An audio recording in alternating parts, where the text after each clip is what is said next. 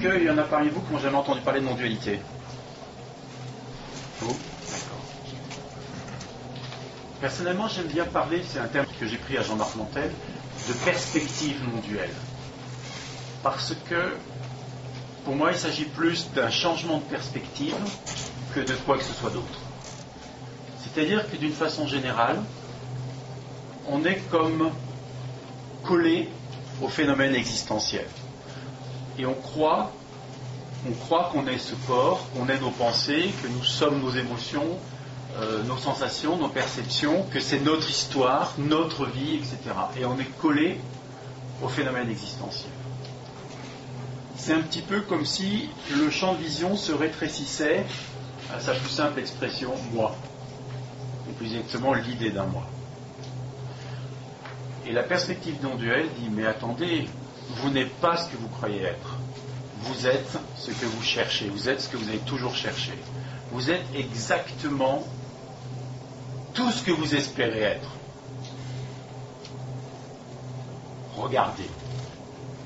Arrêtez de croire que vous êtes ce que vous croyez être. Arrêtez de croire que vous êtes ce corps, ces émotions, ces pensées, etc.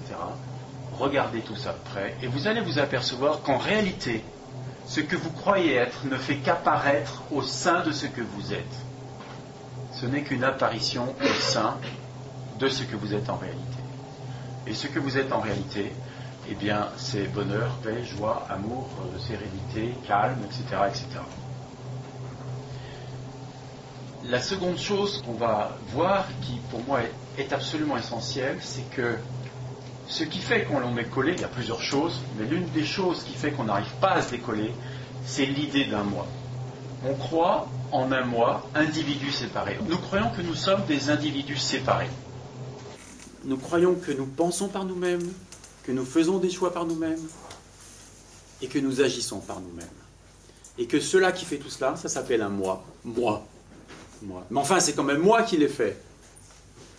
Mais enfin, c'est moi qui dis ça, c'est pas toi. Mais enfin, c'est moi qui ressens ça, c'est pas toi. Sauf que toutes ces phrases sont basées sur la croyance en un moi. Et dès l'instant où on croit en un moi, eh bien, on restreint son champ de conscience, on restreint sa vision, son regard. Et alors, on ne voit plus que ce qui émerge ici, comme si c'était nous. En réalité, c'est pas comme ça. En réalité, il n'y a pas de moi. Il n'y a pas d'individu qui pense, il n'y a pas d'individu qui fait des choix, il n'y a pas d'individu qui pose des actes. Il y a des pensées qui apparaissent, il y a des choix qui se font, et il y a des actes qui sont posés par personne. Et en réalité, non seulement il n'y a pas de moi, mais en plus il n'y en a jamais eu. Et comme il n'y en a jamais eu, aucun moi n'a jamais rien fait. Et vous n'avez jamais rien fait. Vous, individus séparés, n'avez jamais rien fait parce qu'il n'y a pas d'individus séparés.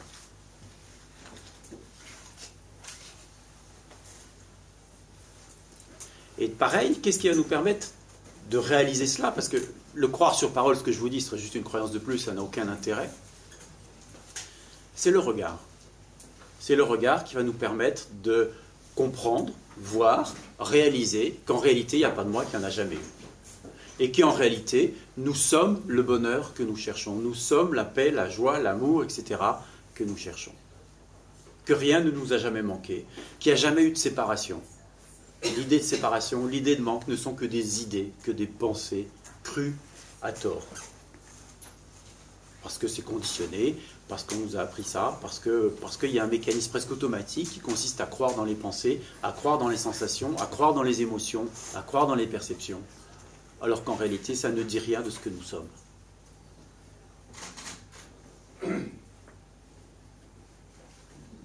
Voilà. C'est clair? J'ai fait le tour. À vous. Maintenant, on part. Partant de là, moi, ce qui m'intéresse, c'est... mais vous, où est-ce que ça vous laisse ce que je dis? Peut-être aussi, qu'est-ce qui vous amène ici? Ouais, ça fait deux questions. Oui. Qui est-ce qui croit ou ne croit pas en l'existence d'un moi séparé? Qui est-ce qui croit ou ne croit pas en l'existence d'un moi séparé? Cette question commence par un qui. Il n'y en a pas. Ça croit de fait, en des pensées, dont l'existence en un moi séparé. Il y a apparition d'une pensée, il y a saisie de la pensée. Alors on pourrait dire la conscience, le l'être, c'est des réponses qui ne me satisfont pas. Je préfère juste laisser un ça impersonnel, comme un mécanisme automatique. Qui est-ce qui fait pousser les arbres? Il n'y a pas un qui fait pousser les arbres. Les arbres poussent d'eux-mêmes. Et les pensées sont crues de la même manière. Voir est une chose, et croire est une autre chose. Il me semble que croire est une opération qui ressemble à une opération mentale.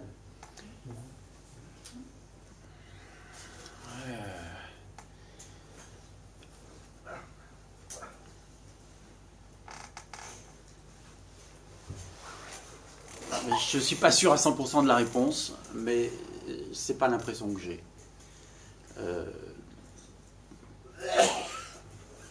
L'impression que j'ai, c'est que la croyance se fait de façon automatique. Un peu comme, pour moi, c'est plus comme un conditionnement. D'une façon générale, on nous a appris à croire dans nos pensées.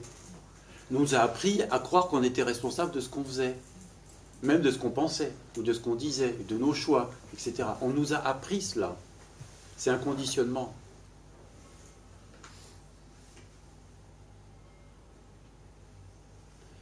Bon, je le vois plus comme des automatismes de croyance. Les pensées apparaissent, et d'une façon générale, elles sont crues de façon quasi automatique, le plus souvent de façon automatique. À aucun moment, elles ne sont perçues comme de simples pensées, elles ne sont regardées comme de simples pensées.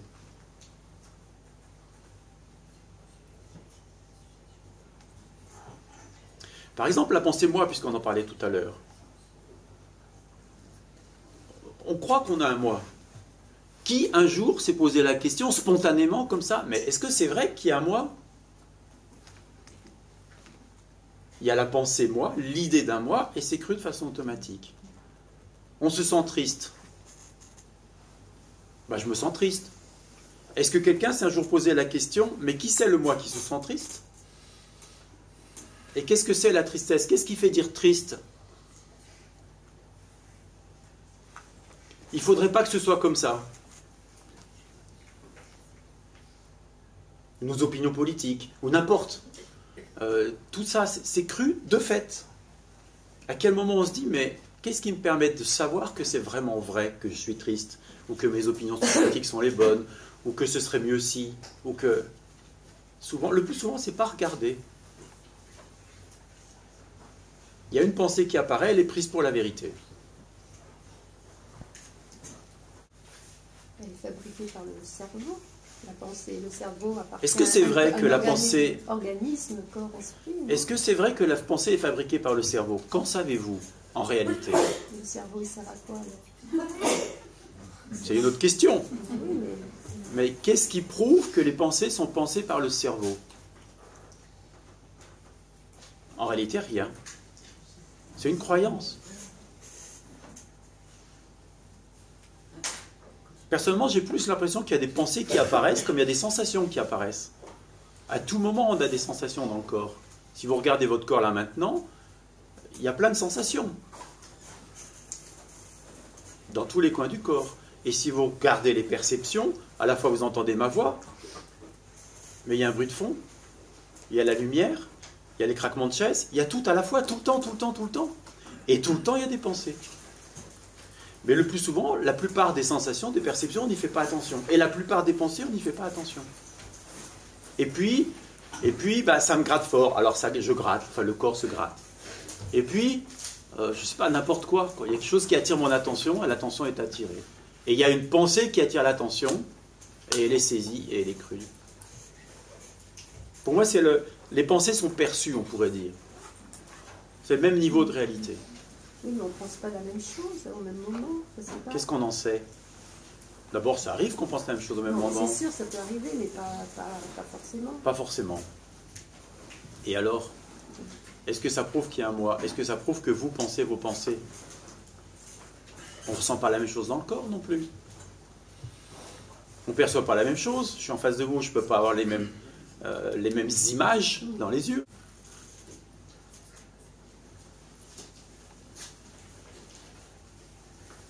Ce qui se passe, c'est que d'une façon générale, on a l'habitude de concevoir les choses à partir de cet organisme. Identifié à cet organisme. On croit qu'on est cet organisme et que tout arrive à partir de cet organisme. Et si ce n'était pas vrai? Et si en réalité l'organisme apparaissait en ce que je suis?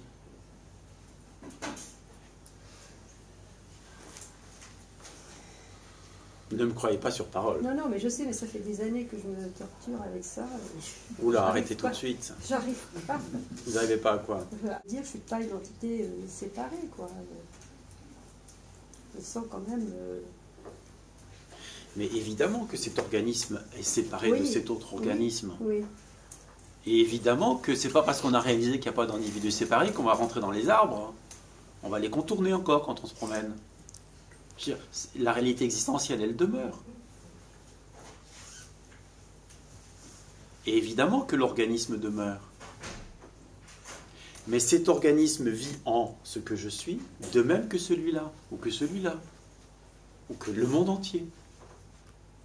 Et évidemment qu'il reste une part d'identification à cet organisme. Sinon, je ne répondrai pas à l'appel de mon nom.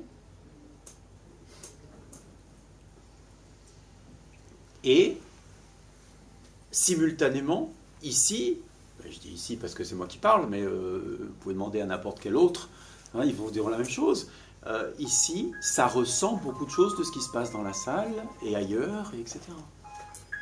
Même avec des gens qui ne sont pas présents physiquement et que j'ai jamais vus, il y a plein de choses qui sont sues en ce que je suis. On va dire en moi parce que c'est une facilité langagière qu'on va garder, mais ce coup-ci je parle plus d'un moi individu séparé.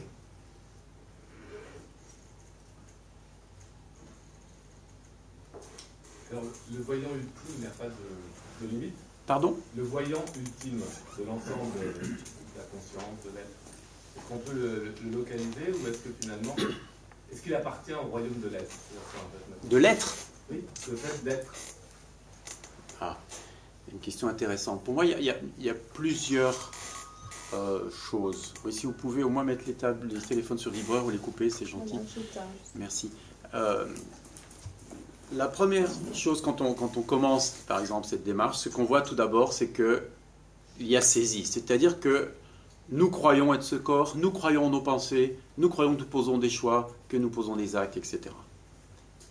Et le premier regard, c'est « mais regarde, est-ce que c'est toi qui penses ou est-ce que les pensées apparaissent en toi? Est-ce que tu fais des choix ou est-ce que les choix se font? Est-ce que tu poses des actes ou est-ce que les actes sont posés? Et par exemple, cette phrase, je n'ai à aucun moment choisi de la prononcer. À aucun moment, je n'ai choisi de bouger ma main de cette manière. Ni de prendre le ton de voix que je prends. Tout ça se fait de lui-même. Tout ça arrive de lui-même. C'est la première constatation. La deuxième constatation, parmi toutes ces croyances, il y en a une qu'on va regarder, c'est la croyance en un moi. Est-ce qu'il y a un moi, oui ou non? Individu séparé. D'accord? Et puis, le regard va se retourner sur lui-même. C'est-à-dire que je suis conscient. Mais je suis conscient d'être conscient. Ou il se passe telle et telle chose. Cela est constaté. Qu'est-ce qui le constate? Qu'est-ce qui est conscient d'être conscient? Ou, dit autrement, essayez d'arrêter d'être. Est-ce que vous y arrivez? Non, mais c'est impossible. C'est impossible. C'est cette impossibilité qui est... Voilà. Et alors, si vous restez avec « Ah, mais je ne peux pas ne pas être », c'est su, c'est connu, c'est indubitable. Et cela qui sait qu'il ne peut pas ne pas être, on va l'appeler « je suis », l'être, l'étance, l'être-té, peu importe le mot. D'accord? Le regard, à ce moment-là, se retourne sur lui-même, on pourrait dire, ou se détend. Il se détend, on va dire. Je ne sais pas comment finir la phrase, sans trahir les choses. Et est-ce que c'est vraiment une détente ou est-ce que finalement, cet être, ce n'est pas une démangeaison depuis que la conscience nous a apparu finalement? Oula, il y a plusieurs concepts à la fois. C'est pas une démangeaison, l'être. L'être, c'est plutôt le repos que la démangeaison. Essayez de ne pas être. Si vous restez avec ça, ah mais je ne peux pas ne pas être, avec cela qui est perçu à ce moment précis, ça démange?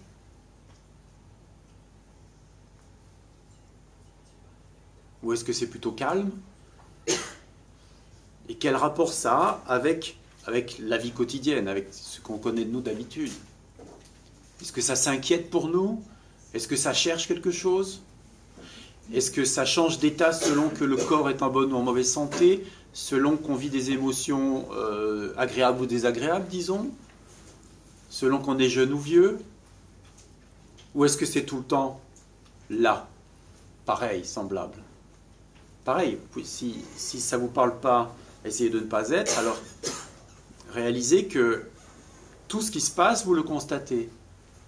Tout ce qui se passe peut être constaté. Ah tiens, ça bouge les mains. Ah tiens, les mains bougent, on pourrait dire, tout simplement. Ah tiens, ça parle. Ah tiens, ça entend. Et ceux-là qui constatent, c'est comment?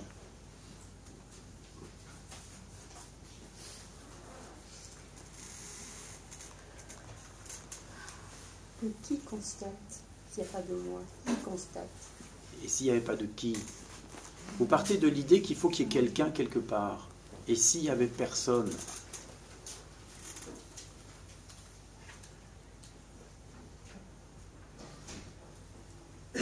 Et si tout fonctionnait de soi-même?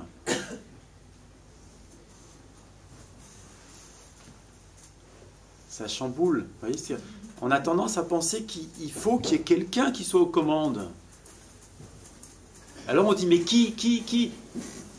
Non. C'est la vraie question que posait Ramana Maharshi n'était pas qui suis-je, mais quoi moi? Quoi moi? C'est très différent. Et pour finir, je ne vous ai pas oublié, avec ce que je disais tout à l'heure, vous avez l'être T, le je suis, l'étance, l'être, comme vous voulez, donc, cela qui ne peut pas ne pas être. Mais cela qui ne peut pas ne pas être, cela qui constate, cela qui est conscient d'être conscient, est connu. Qu'est-ce qui le connaît? Et là... Oui, justement, ça s'arrête là, parce qu'on est devant une impossibilité. Exact, vous ne pouvez pas aller plus loin. Et ce que disait Nisargadatta, c'est justement le royaume de l'être T, enfin, le royaume ultime n'appartient pas au royaume de l'être T. Exact.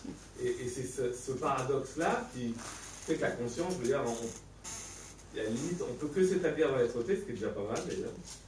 Je vous inviter à faire. Oui, mais c'est ce que disait en boucle Nisargadatta. Oui, tout à fait. Rester avec le sentiment je suis, et abandonner toutes les pensées sauf je suis, donc etc. on peut prendre conscience de cette impossibilité, qu'on ne peut plus rien Exact, faire. vous ne pouvez pas aller plus loin. Là, le plus loin, plus y aller, c'est mais qu'est-ce qui connaît tout ce qui peut être connu? Là, le mental, il est soufflé. Vous êtes juste devant cette aperception, c'est-à-dire ce qu'on appelle une aperception. Ce n'est pas une perception, elle ne peut pas être perçue, sinon ce serait connu. D'accord?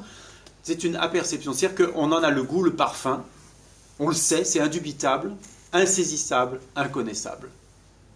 Et c'est, on ne peut pas en douter. Donc on n'est que dans ce que disait Nisargadatta, dans la bande-annonce finalement. L'être T, c'est la bande-annonce de l'absolu. Ouais, on pourrait le dire comme ça, je ne connaissais pas ça, mais oui. C'est-à-dire que, sauf que, dès l'instant où l'identification à la pensée moi s'effondre, vous tombez, entre guillemets, naturellement dans le je suis. Et ça, c'est ce que j'appelle le premier éveil, et celui qui est facile, entre guillemets, de réaliser. Et pour moi, le second éveil, le vrai, c'est effectivement, tu vois, on est soufflé, quoi. Enfin, tout le reste, tout ça s'effondre. Même je suis est connu, qu'est-ce qui le connaît? Et on ne peut pas aller plus loin que là. On ne peut pas le saisir. On ne peut pas le saisir. Et un jour, on est absorbé ou pas. Mais c'est déjà plus d'importance. Oui, ça peut être la question centrale quand même. On pose. Ouais. Enfin, en tout cas, ça peut être le désir. Mais pas comme une question. Hein. C'est vraiment être avec dans le cœur. C'est pas une question. C'est pas mental. Cette question, elle peut prendre la forme d'une question au départ pour se ramener. Oui, tout à fait. Ouais. Madame. Mais alors, moi, quand j'entends la pensée est impersonnelle, elle arrive, elle disparaît, j'ai beaucoup de mal avec ça. Bien sûr, il y a des pensées, il y a des flux-pensées, des flots de pensées un peu chaotiques, je suis d'accord. Mais quand je pense, alors c'est mixé avec de l'émotion, mais quand je pense, je lui en veux, bien, j'ai peur que ça, j'ai l'impression que ça sort de mes tripes, de mon histoire, d'accord, de mes conditionnements, mais c'est ce que j'appellerais quand même, c'est pas une pensée impersonnelle. J'ai toujours du mal avec cette histoire. Quand vous dites « je lui en veux », c'est un petit peu compliqué. Je lui en veux, il faudrait le traduire autrement parce que c'est...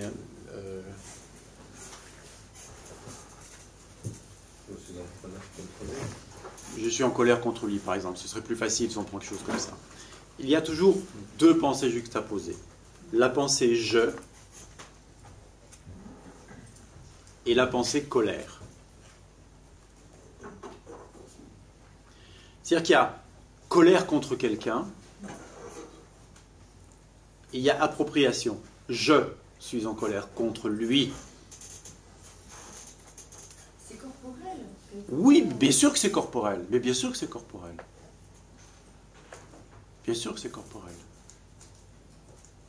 Ben moi, je m'identifie à des choses corporelles, beaucoup, très souvent. Exact, comme beaucoup de gens. C'est tout à fait normal.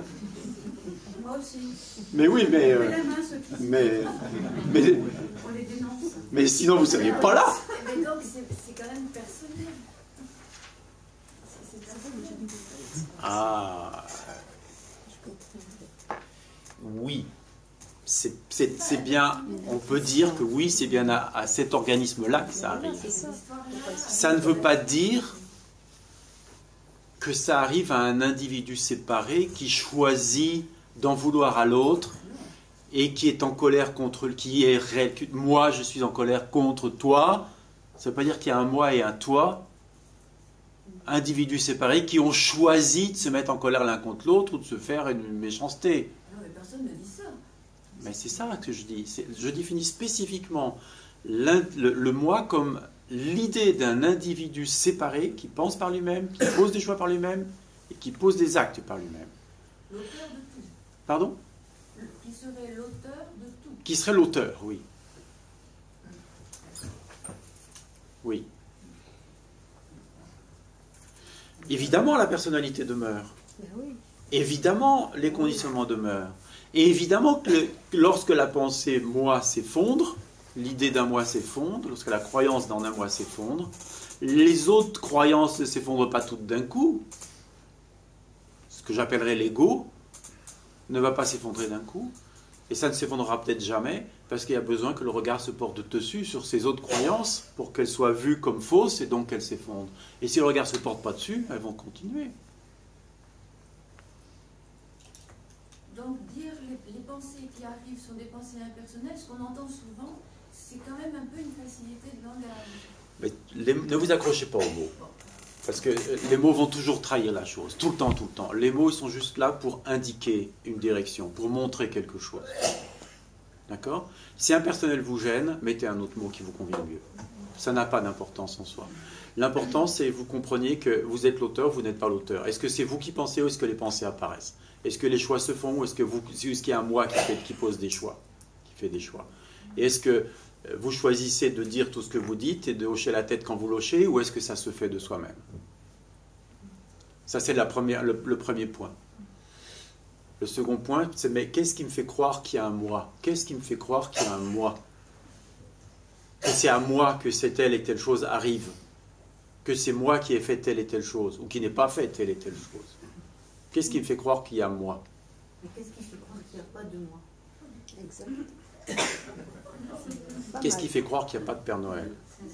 Ah, moi je crois au Père Noël. Il n'est encore pas arrivé. Non, mais c'est une question parce que on est en chemin. Non, et la question n'est pas celle de la croyance, mais de la réalisation. Il ne s'agit pas de croire qu'il n'y a pas de moi. Surtout, n'allez pas dans ce sens-là. Oui, mais c'est difficile d'aller vers quelque chose où on n'est pas sûr que ça existe. N'allez surtout pas vers quelque chose. Regardez. Jamais vous ne m'entendrez dire « croyez ce que je vous dis ». Au contraire, ne croyez pas ce que je vous dis.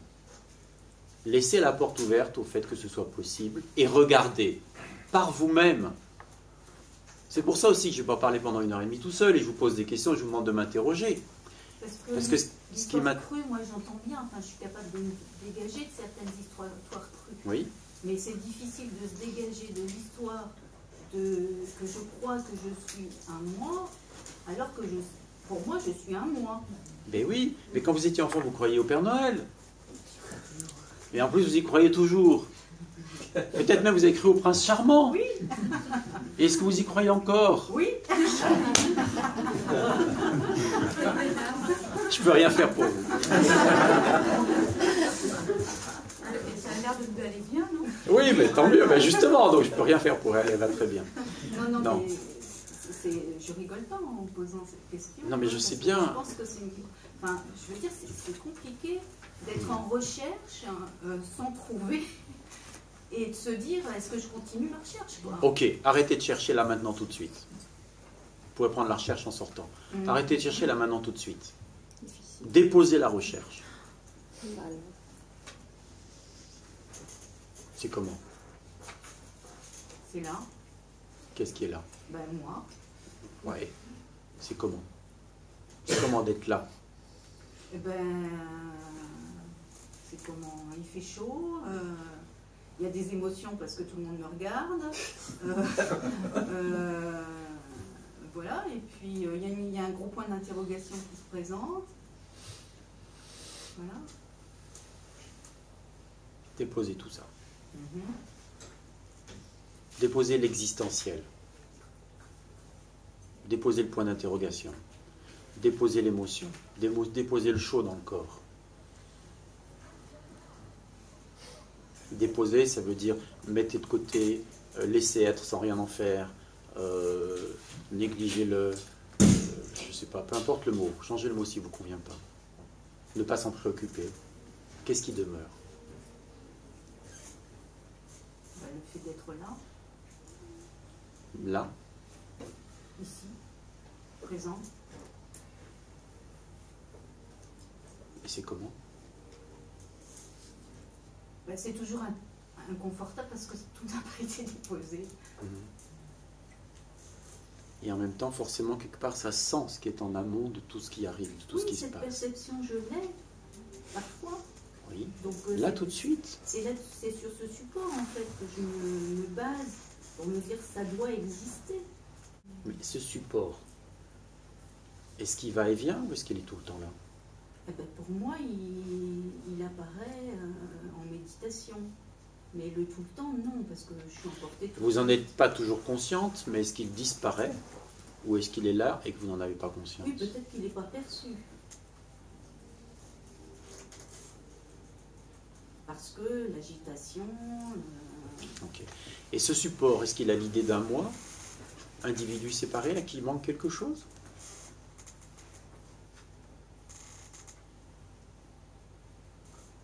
En période de calme, non.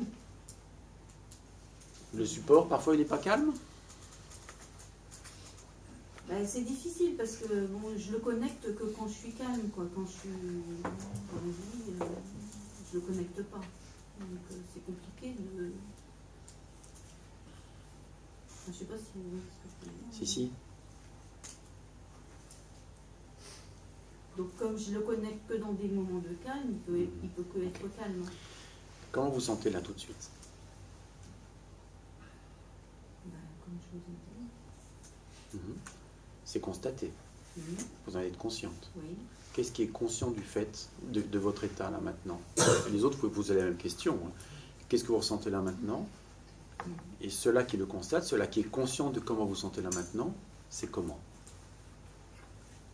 Donc, moi, ce que je peux constater, enfin peut-être pas ici, mais dans mon quotidien et dans ma recherche, c'est que parfois je me perçois derrière les pensées et derrière les émotions. Oui. Mais je ne suis pas capable de dire si c'est calme ou pas calme. Je sens simplement que ma pensée et mon émotion est devant et que moi je suis derrière. Mais ce moi qui est derrière, il est fait de quoi? Je sais c'est pas. quoi? Je sais pas. Et ce moi qui est derrière, est-ce qu'il est tout le temps là ou est-ce qu'il va et vient? Que j'en ai conscience ou non? Pas tout le temps parce que je suis barrée. Mais parfois, oui, souvent, je fais en sorte que ce soit de plus en plus souvent. Ok. Et maintenant, vous constatez tout ce que vous dites, vous constatez l'état dans lequel vous êtes physiquement, émotionnellement, et ceux-là qui le constatent. Il est derrière. Vous pouvez le constater, vous pouvez le toucher, Oui, ça. oui. C'est dans quel état? C'est calme ou agité, par exemple? C'est pas agité, mais je suis pas sûre que ce soit calme. Je me rends compte. Enfin, c'est compliqué.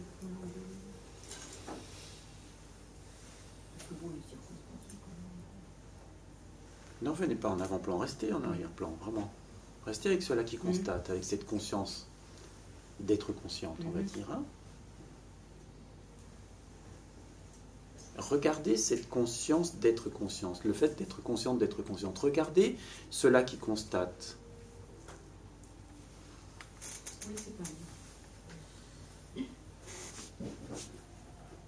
Quand encore? Est-ce que ça a l'idée d'un moi?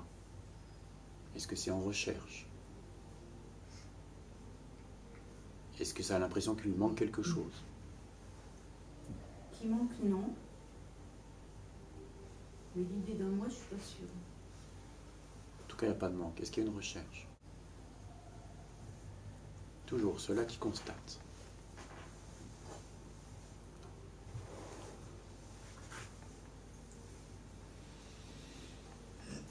Ben, il y a surtout une écoute de ce qui est à côté, quoi. Oui, il y a écoute.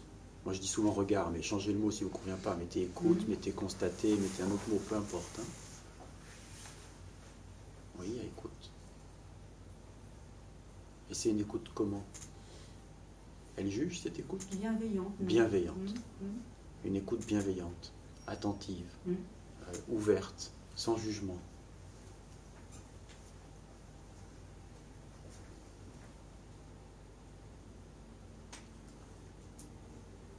Mais ça ne justifie pas le fait que je puisse, comme vous disiez, là, les arbres qui poussent, c'est pas eux qu'on...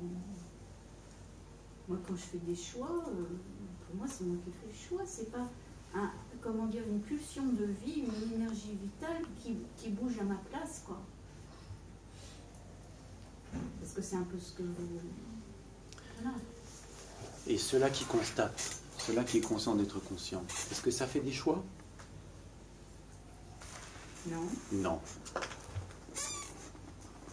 Et du point de vue de cela qui constate, où est-ce que se font les choix? Si des choix se font. Eh bien, sur l'avant-plan. Regarde. Est-ce que l'avant-plan fait des choix depuis cela qui constate? Par exemple, est-ce que là tout de suite tu as dit, eh ben l'avant-plan et tu as fait ce Oui, geste? c'est ça.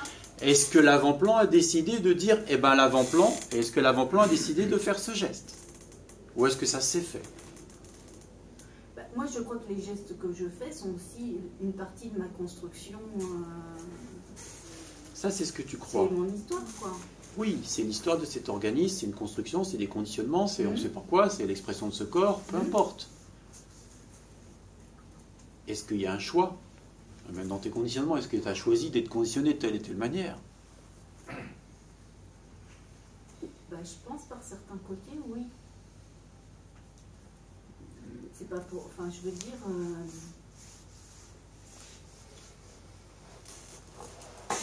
Quand dans son histoire, on a pris des cours de danse, par exemple, qu'on aime le beau geste, bon, bah, on fait des choix de posture, on fait des choix... oui, d'accord, prenons cela. Qu'est-ce qui a fait que tu as fait de la danse? Est-ce que tu as choisi de faire de la danse? Ça remonte à loin, mais non, oui, je pense que... Enfin, choisi, j'ai désiré. Tu as désiré. Est-ce que tu as choisi de désirer faire de la danse? Non.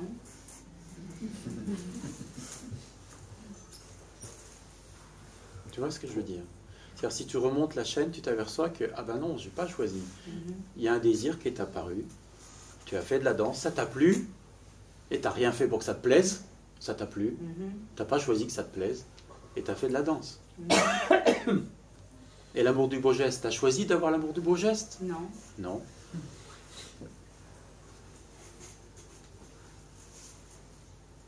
Il est où le choix? Ah ouais, mais ça m'en pas trop cette idée-là. Ah, voilà. Et là, on tombe, tu vois, on tombe vraiment sur les pensées. Plusieurs fois, tu as dit, je crois que, tu vois. Et là, tu dis, mais ça, j'aime pas cette idée-là. C'est-à-dire, tu veux pas même regarder de près, mais est-ce que je choisis ou pas? Je veux penser que je choisis. Je veux croire que je choisis. Et ça, c'est un frein. Oui, mais ça laisse la place au laxisme à ce moment-là en disant... Voilà, ça c'est la sempiternelle chose que j'entends dire. Voilà. Non, mais, enfin, mais de fait, si tu regardes, tu n'as jamais fait de choix. Bah oui. Pourquoi les s'encombrer de penser que je choisis, qu'il faut que je choisisse, puisque de toute façon, tu n'as jamais pu faire de choix? Les choix se font. Ça veut dire que le laxisme, elle ne le choisira pas non plus?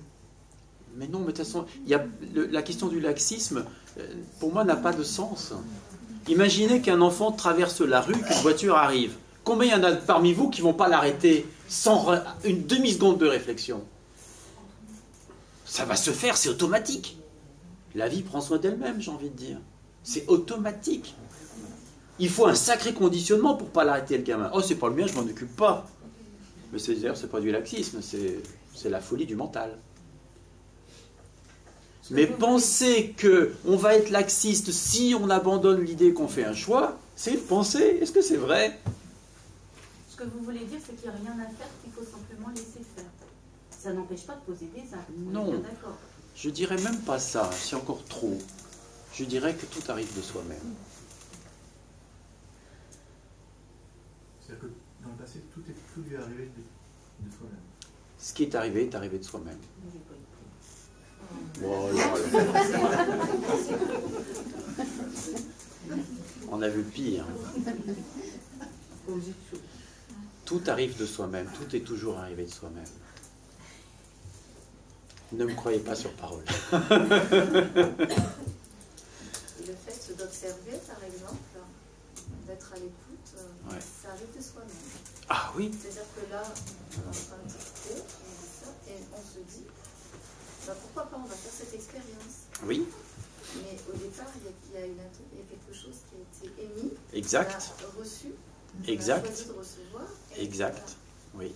Donc, c'est pas, enfin, est-ce que ça arrive vraiment de soi-même? Ben oui. J'ai pas choisi de dire ce que je vous dis. J'ai pas choisi de faire les gestes que je fais. J'ai même pas choisi de venir. Et alors la stabilisation dans la conscience, ça arrive aussi de soi-même. La quoi? La stabilisation dans la conscience. On est toujours dans la conscience. Le fait d'être justement... C'est ce que vous êtes, que vous en ayez conscience ou non. Donc, stabilisation est une version erronée de la chose. Mais oui, ça arrive de soi-même. Et transcender la conscience aussi, ça arrive de soi-même, éventuellement. Tout dépend ce que vous mettez sous ces mots, mais bien sûr, oui. Tout arrive de soi-même. Au sein de ce rêve qu'on appelle la vie, au sein de cette illusion. Parce que ça, vous le savez bien, si jamais vous remontez à cela qui connaît tout ce qui peut être connu et qui est inconnaissable, évidemment, pour ceci, pour cela, pour ce qui est, tout est une apparition. Le déterminisme, vous disiez. Oui, la notion de liberté et de déterminisme, est-ce que ça se situe là-dedans? Je suis la liberté même. Vous êtes la liberté même. Ce que nous sommes est la liberté même. Et ce film est déjà dans la bobine. C'est un rêve. Vu d'ici, c'est un rêve, c'est une illusion, c'est un film qui se déroule, apparemment. Mais ne me croyez pas sur parole, c'est pas important. Ça, c'est, de toute façon, ça c'est seulement quand on parle de cela qui connaît tout ce qui peut être connu et qui lui-même n'est pas connu. C'est quelque chose auquel on n'a accès que de ce point de vue-là. C'est trop loin, c'est trop d'un coup.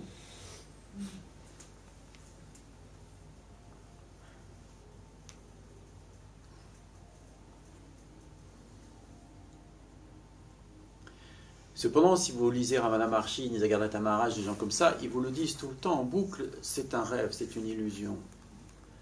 Ramana disait, par exemple, mais si vous ne désirez pas travailler et qu'il est écrit que vous travaillerez, eh bien vous travaillerez. Et si vous désirez travailler et que vous cherchez du travail, mais qu'il est écrit que vous ne trouverez pas de travail, vous ne trouverez pas de travail. Tout est écrit. Quelle action avez-vous sur vos rêves la nuit lorsque vous dormez? Quand vous dormez la nuit et que vous rêvez, vous croyez réellement à ce qui se passe dans le rêve? Et au matin au réveil, vous dites simplement « Ah ben c'était un rêve ». Et vous n'y croyez plus, ça s'arrête. Le monde du rêve apparaît d'un coup, avec le commencement du rêve, et il s'effondre d'un coup avec la fin du rêve. La vie, c'est pareil. En tout cas, les pensées, c'est que ça. Les pensées, mais pas seulement. Ce monde, les perceptions, les sensations, les émotions, tout, tout. Cet univers est un rêve. Je suis en train de me rêver. Ce qui est en train de se rêver en tant que l'univers et tout ce qui s'y déroule.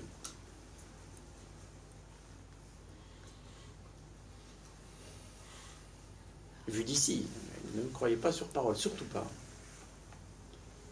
C'est-à-dire que le monde du rêve, on pourrait dire, ce monde apparaît d'un coup le matin au réveil et il s'effondre d'un coup le soir au moment où on s'endort. Mais c'est pas seulement ça, c'est que vous soyez endormi ou réveillé dans cette existence-ci, l'ensemble de l'existence est un rêve. Un seul rêve. Mais c'est quand même bien qu'il se passe quelque chose. Mais qui a dit que c'était pas bien? Sûrement pas moi. C'est merveilleux tel que ça apparaît. C'est pas la peine de chercher vraiment à se réveiller sans arrêt. Non, c'est pas la peine. Et bien là. Mais bien sûr, mais why not? Donc Bien vous pouvez sûr. à savoir des choses que nous on ne sait pas, ça fait partie du jeu. Oui, sauf que qui parle? C'est pas moi qui parle, c'est ce qui est qui s'exprime ici et là. Aussi, oui. C'est là où ça devient amusant vraiment d'ailleurs.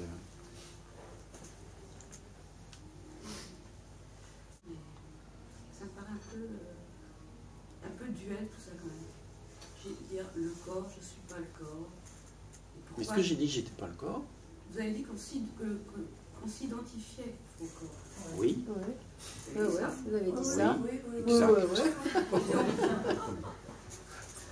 Pourquoi est-ce qu'il y aurait d'un côté, j'allais dire les bas morceaux, et ce qui est...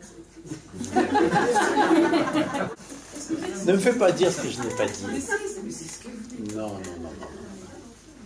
Ce rêve, c'est peut-être la chose la plus merveilleuse qui puisse nous arriver. Mais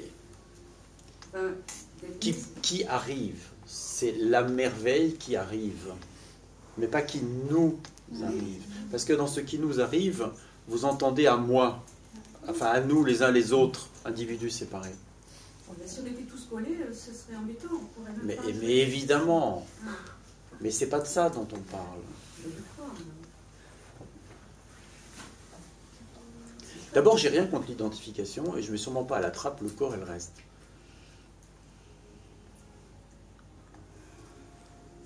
Si vous êtes ici, a priori, c'est parce qu'il y a une recherche. A priori, c'est parce qu'il y a un mal-être. Et ce que j'essaye de dire, c'est que ce mal-être est lié à des pensées crues, en particulier la croyance en un moi, individu séparé, qui s'approprie des choses, dont le corps. C'est pour ça qu'on parle d'identification. Mais c'est dans l'autre sens. Je ne suis pas le corps, je suis cela, au sein duquel tout arrive, et dont une fraction infime, pour mettre des mots dessus, parce que ça trahit la chose, vient se coller à un corps et croit qu'il est le corps. Fait l'expérience de croire qu'il est le corps. Mais il n'y a aucun jugement dans tout ça. Fait l'expérience de croire en un moi. Il n'y a pas de jugement. Et fait donc l'expérience de la souffrance.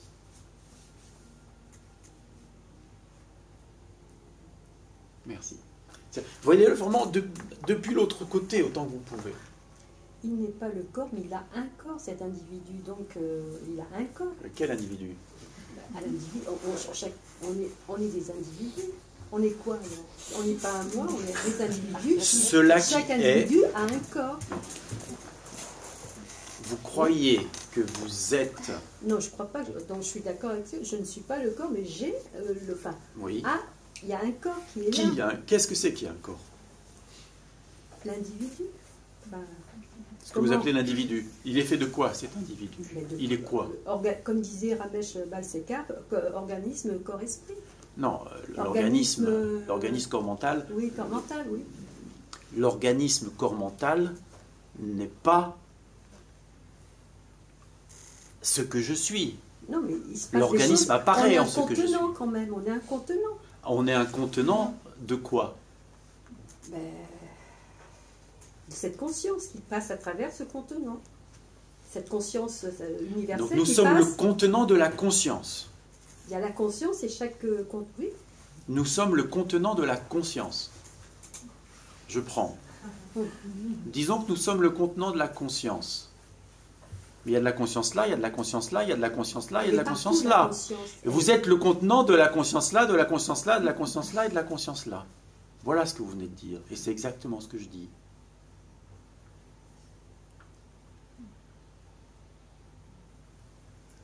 Est-ce que vous voyez comment cet organisme spécifique est relativisé au sein de cette conscience qui inclut toute la conscience et tous les corps organismes?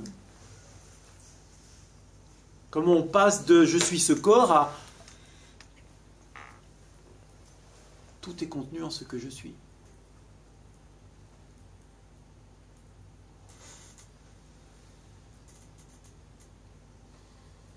C'est merveilleux, non? Il y a un shift qui se passe. Hein? On arrête de croire qu'on est juste là, collé. Et... Pour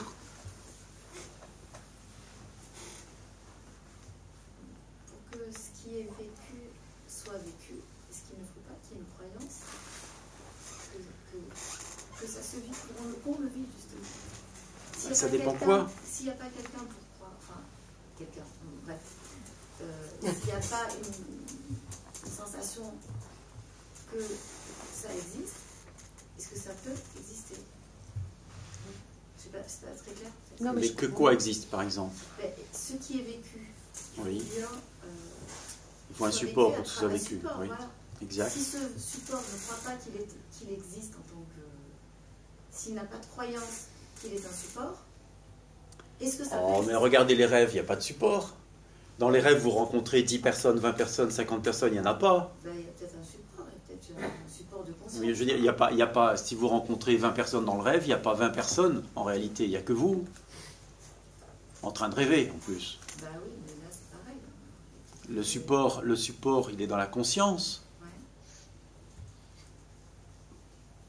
Le support, il est la conscience. Ou plutôt, la conscience est le support. Donc là, c'est illimité. Oui. Comment? Oui. C'est-à-dire qu'il n'y a pas besoin d'une identification à cet organisme spécifique pour ressentir et vivre tout ce qui peut être ressenti et vécu, si c'était votre question. C'est-à-dire qu'ici, peut très bien être ressenti la colère, la tristesse, la joie, tout le reste. Hein. Tout le reste. Il y a des choses qui tombent. Il y a des choses qui tombent. Ouais. C'est-à-dire? Tout ce qui est fondé sur une franche dualité, l'envie, la jalousie, par exemple. Je ne saurais pas trop dire, mais tout ce qui va être en termes de prise, et je veux ça pour moi, le désir s'effondre. En tant que recherche de quelque chose qui n'est pas là. Il n'y a pas d'envie de quelque chose qui n'est pas là. Ça ne peut pas apparaître, parce qu'il n'y a rien qui manque. Donc il y a des choses qui s'effondrent. Et c'est donc beaucoup plus cool, beaucoup plus calme. Mais si je vois quelqu'un de triste, je peux être très sensible à sa tristesse, ou je peux dire des trucs. Tout à l'heure, je parlais encore de la mort de mon père qui a eu lieu 93, début 93, ça fait longtemps, et j'avais les larmes aux yeux de la manière dont ça s'était passé. Il ne faut pas que j'en parle trop, sinon ça va revenir. Je suis très touché, beaucoup plus facilement touché par beaucoup de choses qu'avant. Beaucoup plus de choses. Mais c'est doux. La tristesse, c'est doux. La colère, c'est fort. La peur, c'est marrant. C'est ça la différence. C'est pas refusé, donc c'est complètement pleinement vécu à l'intérieur. Mais ça dure pas parce que c'est pleinement vécu, donc ça accroche pas. La plupart du temps. Cela dit, est-ce qu'il y a encore quand même de la colère qui apparaît Oh oui. dans votre esprit? Heureusement, hein. Ah oui. Ah bah oui, les émotions. Ah non, mais c'est une vraie surprise d'ailleurs. Les émotions, c'est super. Bien sûr. Mais c'est qu'il y a encore des pensées crues quelque part, il y a encore des conditionnements qui tiennent, et encore probablement, hein, peut-être pas, mais parce qu'il y a aussi des saints de colère. Mais je dirais pas que j'en suis là, j'en sais rien. Je dirais pas qu'il n'y a jamais de saints de colère, mais il y a aussi des colères complètement égotiques, c'est-à-dire qu'il y a encore des conditionnements, il y a encore des pensées crues. Il y a encore le regard qui ne s'est pas posé sur toutes les croyances. Ça va durer je ne sais pas combien de temps. Évidemment.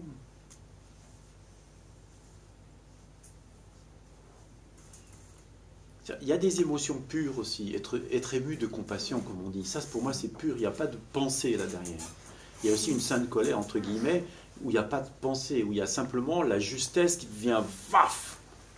Et ça, c'est... à mon avis, ça va continuer, ce genre de choses. Isabelle Carta était toujours en colère quand il parlait. Ouais, ben peut-être qu'il n'avait pas regardé tout non plus, je ne sais pas. Mais peut-être aussi qu'il y avait une sainte colère. Je oui, n'en je sais rien. pense, hein, c'était ça. Mais en tout cas, il peut y avoir les deux, donc voilà. C'est ce que disait Ramana Maharshi quand il disait lorsqu'on coupe le moteur d'un bateau, il continue sur son air un certain temps. Il ne s'arrête pas tout de suite. Et là, c'est pareil. Lorsque la croyance en l'idée d'un moi s'effondre, le moteur est coupé. Mais tous les autres conditionnements, toutes les autres pensées crues, ça continue. Tant que le regard ne se porte pas dessus, et ne voit pas que c'est fallacieux, que c'est faux, que c'est des pensées fausses, ça continue. Là, il y a quelque chose que je ne comprends pas, parce que si la croyance du moi est réellement effondrée, qu'est-ce qu'il y a pour croire quelque chose? C'est un conditionnement. Mais donc, qui le croit, ce conditionnement, s'il n'y a plus personne? Mais il n'y a jamais eu personne.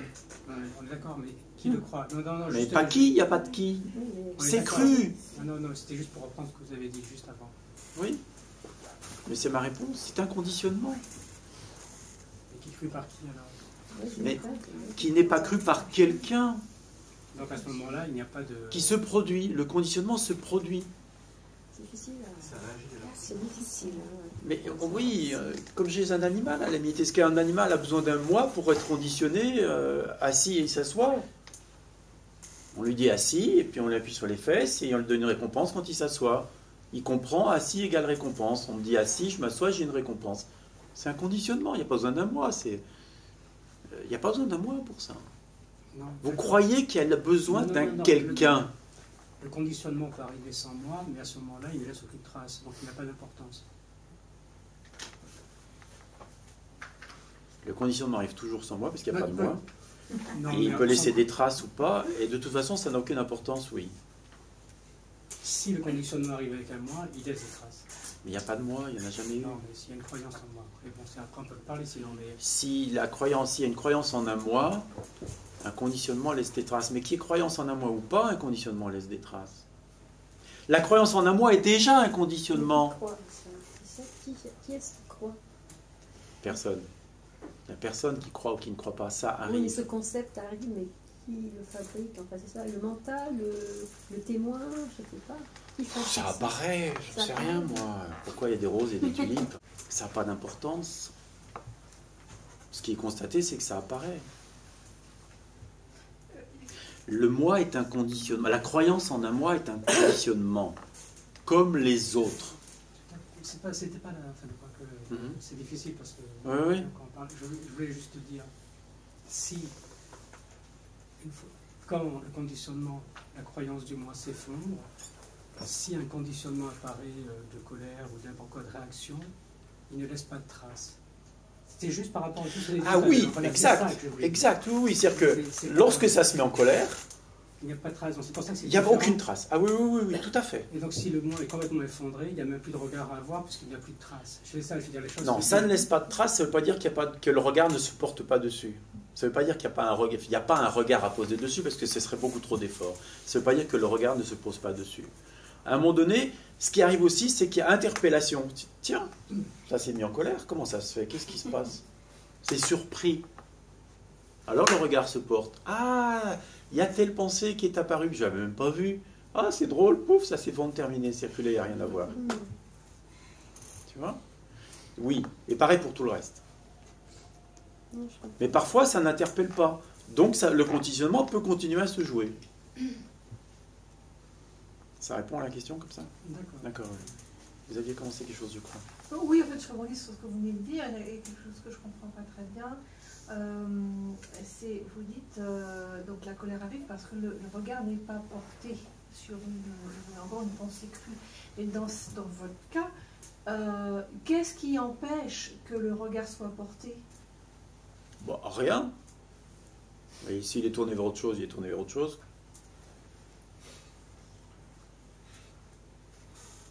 C'est pas mal ou bien, c'est tranquille.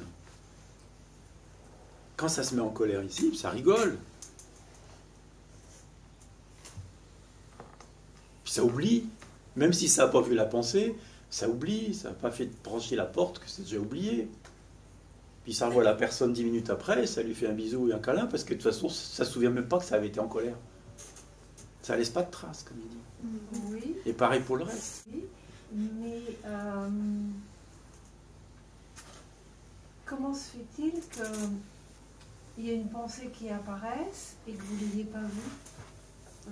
Parce que c'est tellement conditionné, ça va tellement vite, c'est pas comme ça que ça se passe. C'est-à-dire qu'au départ, on apprend à conduire. Alors on est très attentif à qu'est-ce qu'on fait, comment on le fait, etc. D'accord? Et puis au bout d'un moment, on sait conduire, on n'y fait plus attention. Et ça conduit tout seul. C'est pareil. C'est un conditionnement, c'est des automatismes qui se mettent en place.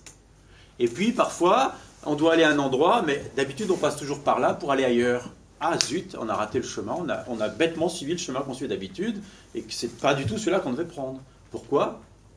Parce qu'il n'y avait pas d'attention portée sur là où je vais. On était ailleurs. Hein, on n'a pas pensé, on s'est trompé de route. Ça nous arrive, ça. Ben, c'est pareil. Le regard, il va se porter ou pas. Le conditionnement, il est là, il tourne tout seul, lui. Tant que le regard ne se pose pas dessus, il va continuer.